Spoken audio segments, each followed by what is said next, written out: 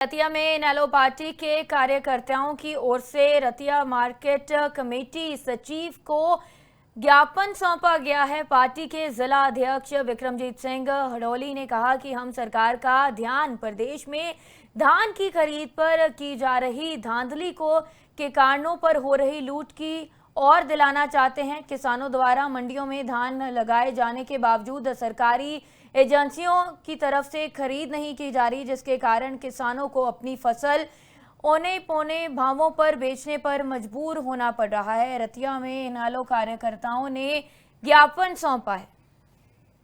Indian national Lokdal की तरफ से मंडियों में देखा गया है कि सिल के नाम पर, गिल्ली के नाम पर, मोचर के नाम पर उन्होंने ये 300-400 रुपए क्विंटल के हिसाब से लोगों से खरीद कम कर रहे हैं, मतलब कम रेट पर खरीद रहे हैं मोचर के नाम पर। हालांकि इतना गिल्ला भी नहीं है, लेकिन लोगों को ये चूना लगाने के लिए यही सरकार को ज्ञापन दिया है। हमने पार्टी से हुक्म आया था भी आप जाके पता करो, तो मंडी में पता कराया तो भी गिल्ले के नाम पर ज्यादा कार्रवाई हो रही है।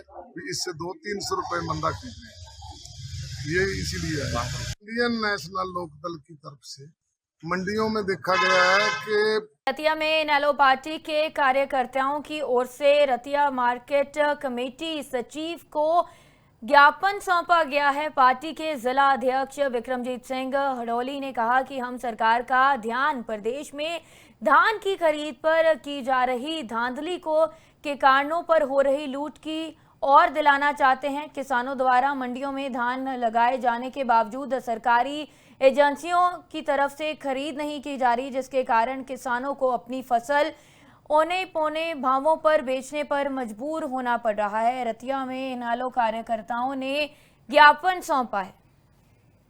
इंडियन नेशनल लोकदल की तरफ से मंडियों में देखा गया है कि सिल के नाम पर, गिल्ली के नाम पर, मोचर के नाम पर उन्होंने ये 300-400 रुपए क्विंटल के हिसाब से लोगों से खरीद कम कर रहे हैं, मतलब कम रेट पर खरीद रहे हैं मोचर के नाम पर।